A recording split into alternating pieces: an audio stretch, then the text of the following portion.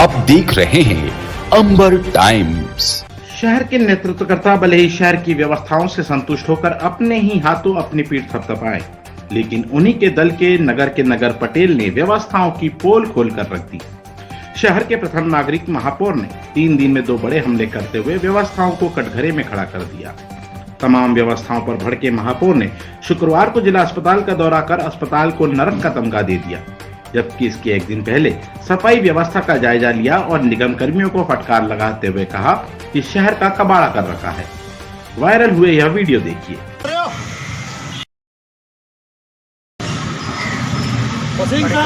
क्या कर रखा है ये? नगर निगम के सामने रतन सिंह जी की मूर्ति गंदी पड़ी है, वहाँ पे जाले जम रहे हैं।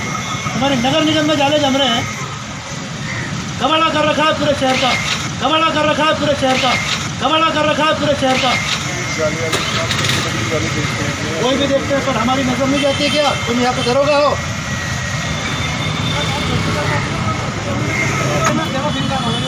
रतन सिंह जी की मूर्ति रोज धुलनी चाहिए, यहाँ पे डेली जाले साफ होने चाहिए। कभी नजर गई आपके वहाँ पे कितने जाले हो रहे हैं? अरे तो बाहर का आदमी आके देखेगा जिन्होंने रतलाम नगरी बसाई, उनके सर पे जाले जम रहे हैं।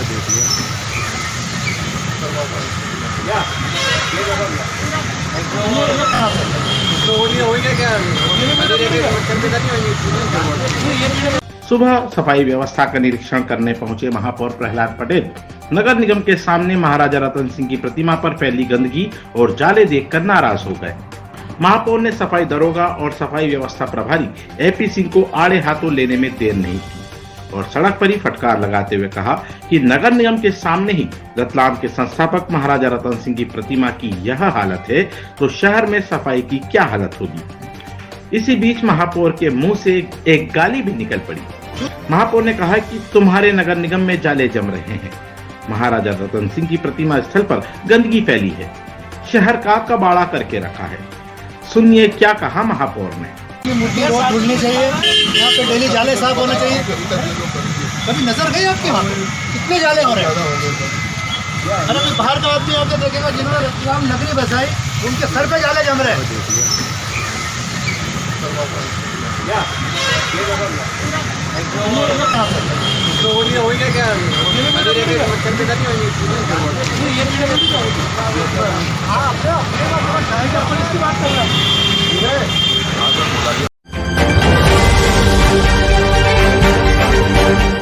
विश्व प्रसिद्ध हुसैन टेकरी शरीफ पर हजरत इमाम हुसैन की याद में 80 सालों से मनाए जा रहे चहल्लुम में हजारों जायरीन पहुंचे हैं। भारत ही नहीं अन्य देशों के श्रद्धालु भी चहल्लुम में शामिल हुए हैं। शुक्रवार रात 10 बजे से खंदक बर्पा आग पर मातम चूल जलना प्रारंभ हुई, जिस पर सुबह तक श्रद्धालु निकले। सुबह सबसे पहले चयनित 21 दूल्हे धधकते अंगारों की चूल पर नंगे पांव मन्नतों और दुआ मांगते हुए निकले।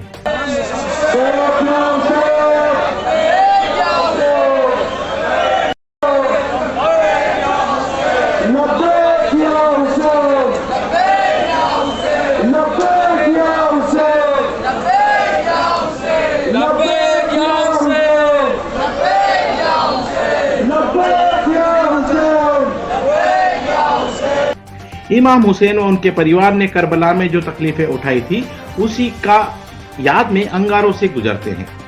सबसे पहले निकलने वालों को दुल्हा कहते हैं। इनके अलग कपड़े व हाथों में पवित्र कुरान व अलम होता है। यह मुखिया या सबसे आगे होते हैं, इसलिए इन्हें दुल्हा या अलमदार कहा जाता है। हुसैनी मिशन के मुकादम ने बताया इनके बाद ही जायरीनों का निकलना प्रारंभ होता है। यह सौभाग्यशाली होते हैं। परंपरागत रूप से इन्हें दुल्हा कहते हैं। हुसैन टेकरी पर इस बार कश्मीरी भी बड़ी संख्या में आए हैं। यहाँ कश्मीर के साथ ही इराक, ईरान व खाड़ी देशों के लोग भी पहुंचते हैं। प्रशासन ने यहाँ निगरानी रखने के लिए कंट्रोल रूम में बड़ी बड़ी LCD लगाकर चप्पे चप्पे पर नजर रखी है। SP स्वयं ड्रोन कैमरे से नजर रख रहे हैं। प्रशासन ने अस्थायी अस्पताल भी स्थापित किया है, जहाँ हजारों बीमार जायरीनों का उपचार किया गया। मौके पर मौजूद पुलिस कप्तान अभिषेक तिवारी ने बताया, सुरक्षा व्यवस्था सुनिश्चित करने के लिए एक हम लोगों ने वर्दीधारी बल लगाया हुआ है। वर्दीधारी बल के अलावा कुछ सिविल में बल उपलब्ध है, इसमें लगाया गया है। साथ ही साथ लगभग 160 विभिन्न जगहों पर CCTV कैमरे लगाए गए हैं। चलते रहे भैया, चलते रहे। पूरे आयोजन क्षेत्र पर लगातार नजर रखे हुए और किसी भी तरह की कोई असुविधा या किसी भी तरह की कोई असुरक्षा वाला ड्यूटी पर लगे रिजॉल्व किया जाए। सभी सारे इंतजाम ग्राम सुरक्षा समिति सदस्य बधाई के पात्र हैं। आपके द्वारा हमेशा डेढ़ से 2 लाख बहुत अच्छी सेवा दी जाती है। ऐसा मंदा लगा पा रहे हैं कि यहाँ आए हुए हैं। कलेक्टर नरेंद्र कुमार सूर्यवंशी ने बताया। कितना स्टाफ लगा है? जैसे आपको विदित है कि जावरा का ये प्रसिद्ध चेल्लुम पर्व है। यहाँ प्रतिवर्ष हजारों लोग अपनी मान्यताओं के कारण आते हैं और इसी पर्व की सफलता के लिए पुलिस प्रशासनिक अधिकारी, पुलिस अधिकारी और चेल्लुम जो कमेटी उनके सदस्यों के माध्यम से इस वर्ष हमने यहाँ बेहतरीन व्यवस्थाएं सुनिश्चित की है। यहाँ के जो एसडीपी साहब है, एसडीएम है, एडीएम साहब है, इन लोगों ने अपनी मेहनत से बहुत अच्छी माकूल व्यवस्था करी, जिसका परिणाम ये है कि सभी जो दर्शनार्थी यहाँ वो सभी बिल्कुल आसानी से और सुविधापूर्वक और बड़ी ही सुगमता के साथ में अपने धार्मिक कार्यों को संपन्न कर रहे हैं।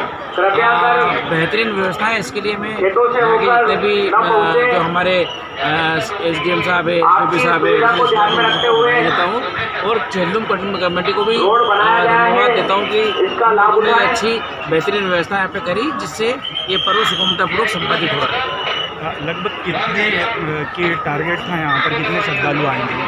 देखिए यहाँ पे हर साल हजारों लाखों लोग आते हैं, तो मोटा आंकलन है उसके अनुसार यहाँ पे अभी तक जो 40-50 हज़ार लोग दर्शन कर चुके हैं। बाकी का कुछ और है जो रात भर ही दर्शनों का क्रम चलता रहता है। तो ऑथेंटिक जानकारी या जो एस्टिमेटेड जो जानकारी है वो अभी देना संभव नहीं है, लेकिन दिन में अभी 40 हज़ार लोग दर्शन। शहर की स्वच्छता को लेकर रतलाम नगर निगम ने एक और कदम बढ़ाते हुए आधुनिक संसाधनों की संख्या बढ़ाई है। शनिवार को निगम की स्वीपिंग मशीन शहर में आई। सुबह महापौर प्रहलाद पटेल, निगम अध्यक्ष मनीषा शर्मा सहित कुछ पार्षदों और निगम अमले की मौजूदगी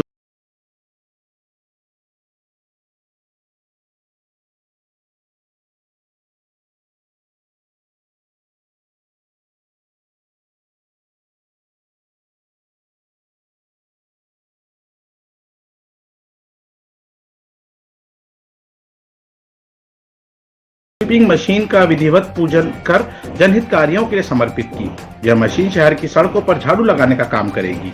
शुभारंभ के दौरान ही मशीन चलते चलते बंद हो गई, जिसे तकनीकी खराबी बताया गया। चर्चा तो इस बात की भी है कि नगर निगम के पास पहले भी एक छोटी स्वीपिंग मशीन है, जिसका उपयोग कहां किया जा रहा है। शहर की सड़कों की हालत देखकर मशीन का उपयोग कितना हो सकेगा, यह सवालों में ही है।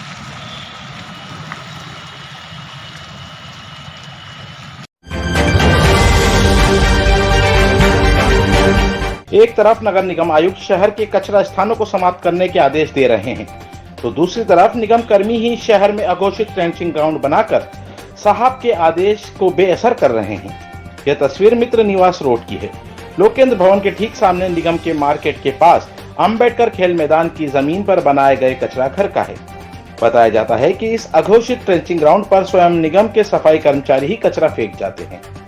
हालात इतने बदतर हो चुके हैं कि पूरे क्षेत्र में सड़ते हुए कचरे ने प्रदूषण फैला रखा है, जिससे आसपास क्षेत्रों के दुकानदार और रहवासियों के स्वास्थ्य पर विपरीत असर पड़ रहा है। 10 दिन बाद इसी खेल ग्राउंड में कालिका माता मेले के झूले भी लगेंगे।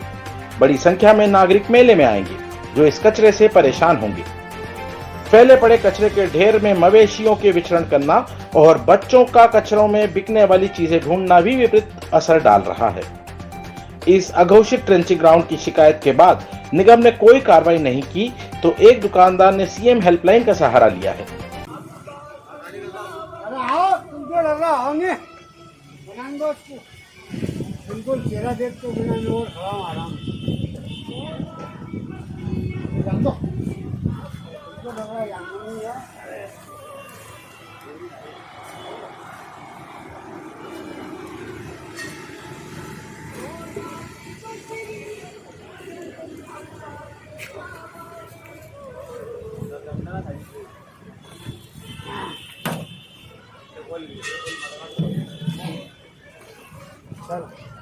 क्या नाम उस्ताद तुम्हारा? मेरा नाम मंगल बाबू।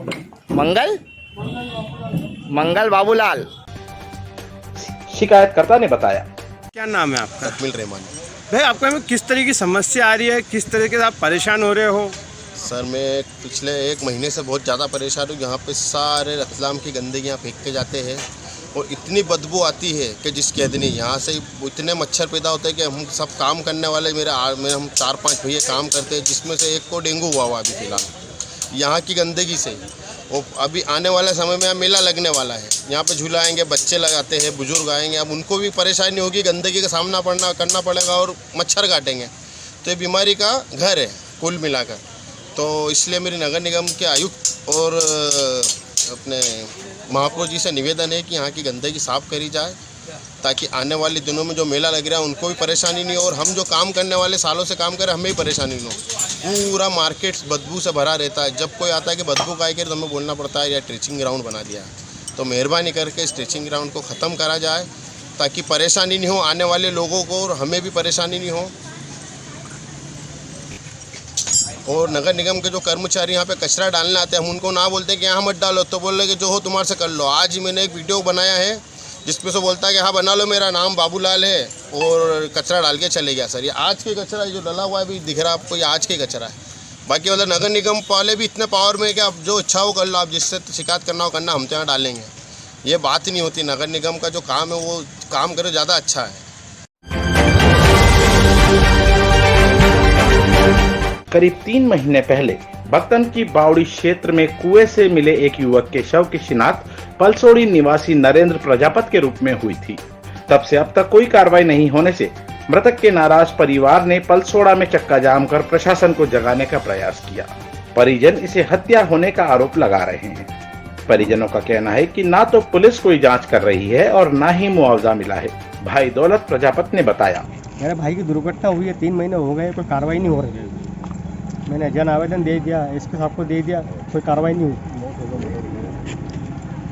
और अब उसकी दुर्घटना हुई है, मर्डर हुआ कि उसको भी मारा, ये कार्रवाई नहीं हुई। आपने ये रोड जाम जांच के आदेश के लिए करा है ना? हाँ, मैंने सबको आवेदन दे दिया। मैंने कल हेल्पलाइन भी कर दी, CM 181 पे फ़ोन लगा दिया मैंने, किंतु कोई कार्रवाई नहीं हो रही। कलेक्टर उनको भी दे दिया आवेदन मैंने, SP साहब उनको भी दे दिया मैंने 30 तारीख को। आपने ये रोड जाम करा है तो किस किस को इत्तला करा है?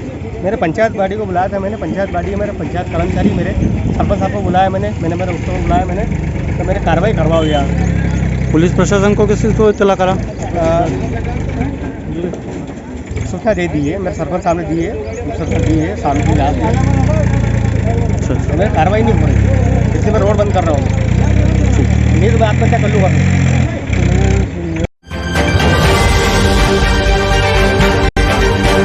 शनिवार की सुबह पुलिस वाहनों के सायरन एक साथ बजे।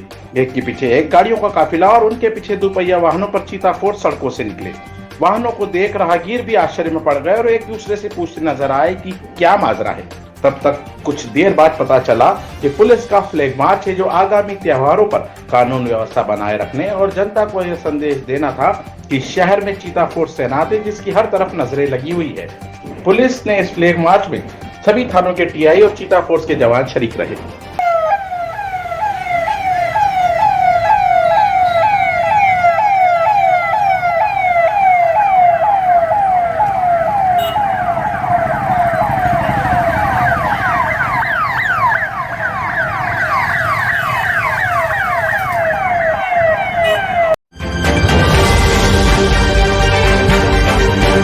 जिला अस्पताल में मरीजों की भरमार के चलते उन्हें भर्ती किए जाने पर बेड तक नसीब नहीं हो पाते।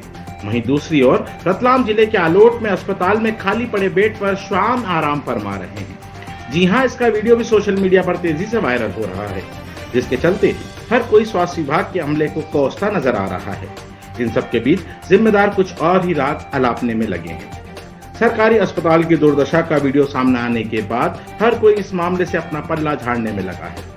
सोशल मीडिया पर जो वीडियो वायरल हो रहा है वह आलोट के शासकीय अस्पताल का है, जहां मरीजों के बेड पर श्वान आराम फरमा रहा है। बड़ी बात यह है कि यहां इन्हें भगाने वाला तक कोई नहीं। अस्पताल की इस बद इंतजामी को देखकर यह कहना गलत नहीं होगा कि रतलाम जिले में चिकित्सा व्यवस्थाएं वेंटिलेटर पर चल रही हैं। बेड पर श्वान का वीडियो सामने आने के बाद आलोट के सरकारी अस्पताल के जिम्मेदार मामले पर लीपापोती करने में जुट गए। आलोट के अस्पताल की बदहाली किसी से छुपी नहीं है। एक ही डॉक्टर के भरोसे यहाँ अस्पताल चल रहा है। प्राथमिक इलाज के बाद यहाँ से मरीजों को जिला मुख्यालय रेफर कर दिया जाता है। आलोट के इस सरकारी अस्पताल के डॉक्टर अब्दुल कादरी सच्चाई को छुपाने के लिए टालमटोल जवाब देते हुए बताते हैं। उसमें ये था कि सुबह 8 साढ़े 8 के बीच में मैं भी हॉस्पिटल में था। एक इमरजेंसी केस आया था जो कि जोएन का मामला था। एक एक्सीडेंटल केस था जिसमें महिला की मृत्यु हो चुकी थी। तो जब महिला की मृत्यु हुई थी तो वो हॉस्पिटल जब आ रहे थे तो उसके साथ क्या पब्लिक घुस रही थी। जैसे ही पब्लिक अंदर आई, जो कुत्ते बाहर बैठे हुए थे वो एकदम से दौड़ने लगे इधर उधर जाके, और जो जनरल वार्ड हमारा वार्ड जो खुला था इस वजह से वो एकदम से वार्ड में उस बिस्तर के ऊपर से कूदने लगे। तो बस वैसा की वैसी उनका वीडियो और फोटो ले लिया किसी ने। बाकी हम तो इमरजेंसी देख रहे थे, बाकी स्टाफ तो सारा था हमारा वहीं पे। एक तरफ शहर में सत्तारूढ़ी दल और उनसे जुड़े संगठन बड़े पैमाने पर पौधारोपण कर हरियाली की वकालत कर रहे हैं, दूसरी तरफ जिम्मेदारों की मौखिक स्वीकृति से पर्यावरण नष्ट किया जा रहा है। गौशाला रोड पर कब्रिस्तान के पास हरा भरा नीम का पेड़ काट दिया गया। आश्चर्य तो इस बात का है कि जो लोग पेड़ काटने गए वो अपने आप को निगम कर्मी ही बता रहे थे। कहाँ से हैं आप लोग और ये पेड़ काटने के लिए आपको किसने बोला? नगर निगम के कर्मचारी है। क्या काम करते हैं आप नगर निगम में? ये नीम का पेड़ काटने की अनुमति आपको किसने दी? क्या कहा गया आपको? ऊपर से उतारने का बोला गया कि इसके लिए कोई परमिशन, कोई कागज वगैरह दिया आपको? कौन साहब है?